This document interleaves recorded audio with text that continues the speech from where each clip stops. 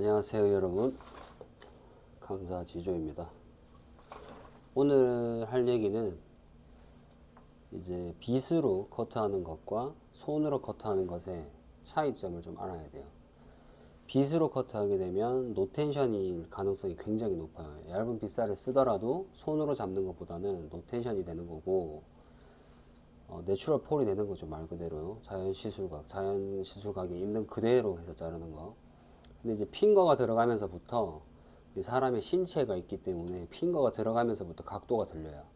그리고 손을 이렇게 잡아서 텐션을 주고 자르게 되면 무조건 내가 생각했던 것보다 짧아질 가능성이 높다고 했다, 그죠? 그렇기 때문에 핑거를 쓸 때와 빗을 쓸 때의 차이를 분명히 알고 커트를 해야 되고요. 핑거를 쓰게 되면 물론 빗을 쓰게 되더라도 똑같은 작용이 되겠지만 컨케이브가 돼요. 컨케이브. 그 이유가 뭐냐면 우리는 분명히 이렇게 잡아서 일자로 잘랐는데 이 완성의 모양 자체가 보통 컨케이브로 되는 경우가 많은데 두상이 둥글기 때문에 그래요. 그래서 두상의 구조를 이해해야 되는 게 그것 때문이죠. 우리는 라운드를 만들기 위해서 항상 컨케이브를 만들고 컨케이브를 만들어진 이 양쪽의 모서리를 도려내면서 라운드 느낌으로 만든다고 봐야 돼요. 그래서 우리는 한 번에 정확하게 자를 수가 없기 때문에 오류가 많아요. 그래서 그 오류가 항상 있다고 생각하고 컨케이브가 무조건 나온다고 생각을 하고 커트를 해 주셔야 돼요. 그래야지만이 그 컨케이브로 인한 모서리를 자를 거기 때문에. 근데 이제 물기 있을 때, 젖었을 때는 컨케이브가 될 거라는 생각을 전혀 인식을 안 하고 커트를 하고 있는 거죠. 그래서 완성을 하고 나서 컨케이브가 있는 걸 보고 정리를 해도 돼요. 분명히 그게 있다는 것만 인지를 하면 되고, 양쪽의 모서리가 이제 일 끝 쪽으로 나올 거예요. 그리고 여기서 사이드에서 우리가 정확하게 일자로 커트를 하더라도 분명히 컨케이브가 돼요. 그래서 우리는 항상 컨케이브가 나온다는 걸 무조건 머릿속으로 집어넣고 양쪽의 끝을 도려내서 라운드로 만든다고 봐야 되고, 정확하게 스퀘어 라인으로 일자로 자른다고 해도 컨케이브는 무조건 발생된다고 봐야 돼요. 그러면 내가 정확하게 스퀘어로 자르고 싶을 때는 역시나 끝쪽에 컨케이브를 제거해 가면서 일자 라인으로 만들어야 된다고 봐야 되겠죠. 그리고 빗을 대고 커트할 때랑 손을 대고 커트할 때랑 여기서 달라지죠. 자, 손을 대고 커트를 한다고 하면 여기에서 이렇게 각도를 주고 가위가 이렇게 들어가야지만이 정확하게 0도로 자르는 거죠. 바닥을 봐야지만. 근데 우리는 보통 어떻게 잘라요? 이렇게 자른단 말이에요. 그럼 시작부터 원랭스는 잘못된 거예요. 실패. 근데 우리가 실전에서 그렇게 하고 나서 어느 정도의 층이 났다면, 그죠? 뒤집어서 커트를 해서 어느 정도의 층이 났다면 나중에 끝 정리를 다시 하면 다시 원랭스가 되겠죠. 그래서 두려워할 필요가 없고, 그리고 여기서 뒤집어서 커트했다고 해서 잘못된 건 아니에요. 근데 이제 베이직을 오리지널로 배우게 되면 무조건 이 자세로 커트를 하라고 하거든요. 그러면 항상 바닥에서 무릎을 꿇고 커트를 해야 되는 상황이 생겨요. 그래서 그렇게 하시는 분도 계시고, 저 같은 경우에는 어차피 뒤집어서 층이 날 걸 알기 때문에 그걸 계산해서 끝 정리를 하면 그것 또한 원랭스이기 때문에 저는 그렇게 해석한다고 보시면 되고, 해석을 어떻게 하고 내가 마무리에 어떤 부분에다가 에너지를 더 쓰냐에 따라서 속도가 달라진다는 거. 그리고 디자인은 똑같지만 하는 방식이 다를 뿐이에요. 그래서 근본적인 커트의 디자인은 같지만 어떤 순서로 어떻게 빨리 끝내느냐가 좀 더 중요한 목적이라고 봐야 되겠죠. 그래서 어떻게 된다?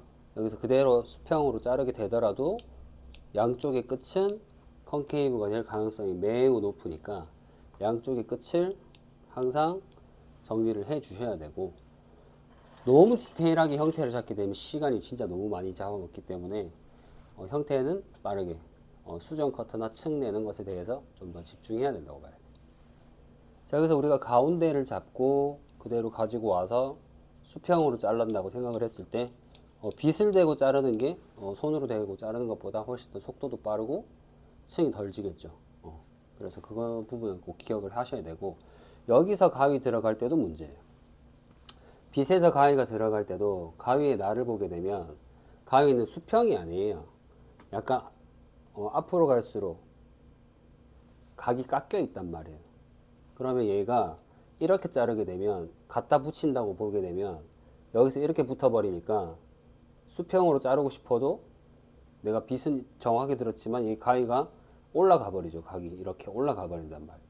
그러면은 여기가 길고 여기가 짧아질 가능성이 높도록 자르고 있어요. 그리고 하나의 또 잘못된 점은 뭐냐면 가위질을 촘촘하게 한다고 해서 정확한 게 아니에요. 문제가 뭐냐면 가위는 여기다 붙이고 자르는데 이렇게 기대서 자르게 된다고 했죠. 그러면 이 왼쪽이 짧아지는 원리인데 이렇게 파먹게 돼 있어요. 여기 파먹고 여기 파먹고 여기 파먹고 그러면 포인트 커트 느낌과는 또 다르게 돼요. 여기서 파먹었을 때 또 파먹은 걸 기준으로 자를 수도 있어요. 그걸 가이드로. 그럼 계속 짧아지겠죠. 아니면 여기서 파먹고가 돼요. 그래서 원랭스를 예쁘게 못 만드는 경우가 많이 생겨요. 실제로 학생들 저한테 배우는 분들도 그런 경우가 되게 많아요. 그래서 그런 분들이 있기 때문에 분석을 해서 그 다음에 배우는 분들이나 그 분들을 케어해서 항상 가위의 모양을 생각을 해야 되고 그 다음에 핀과 포지션을 어떻게 해야 되는지를 항상 가르치기 때문에 그 부분에 대한 트레이닝이 더 중요하지. 여기에서 어떻게 자르고 어떻게 하고 뭐 형태를 만들기 위해서 뭐 이렇게 베이스 이렇게 잡고 다 중요하지만 제일 첫 번째는 가위질이 제대로 안 되면 모든 건 다 망가져요. 그리고 왼손이 하는 역할, 가위를 쓰지 않는 손의 역할은 내가 잡아주는 역할이죠. 그래서 각도든 아니면은 노테이션으로 각을 잡든 라인을 만들 때 설정을 하는 손이든 전부 다 이 손으로 쓰기 때문에 왼손의 역할은 감각적인 부분이 굉장히 뛰어나고 오른손은 잘라내는 역할을 하기 때문에 그 부분에 있어서 특징을 이해해야 된다는 거죠. 가위질이 중요한 거지만 날을 보고 하는지 날이 어떻게 생겼는지 여기서 이렇게 갖다 대면 분명히 올라간단 말이죠. 그럼 여기를 이렇게 수평으로 맞춘다고 하면 빗이 삐뚤어져요. 빗이 삐뚤어져요. 가위 날을 수평으로 맞추면. 그럼 어떻게 잘라야 돼요 했을 때 이렇게 그대로 갖다 대면 앞쪽에 살짝 공간이 생겨요. 앞쪽에 살짝 공간이 떠 있거든요. 그래서 이렇게 자를 때는 공간이 떠 있는 상태를 보고 커트를 해야 돼요. 그리고 가위가 들어가면 들어갈수록 여기를 보는 게 아니라 이렇게 갖다 댄 상태에서 회전축에 갖다 댄 상태에서 진행이 돼야지 그나마 정확한 일자가 된다는 거죠. 그래서 오늘은 그냥 간단하게 가위와 빗에 대해서 차이를 조금 설명을 드렸고 그 다음에 우리가 커트를 하더라도 컨케이브가 될 가능성이 높다는 걸 항상 이해를 해야 된다는 점, 그것만 좀 기억하시고 너무 많은 정보를 한 번에 너무 많이 흡수를 하게 되면 제대로 안 돼요. 머리가 너무 아파. 그리고 앞전에 들었던 걸 다 까먹게 돼 있어요.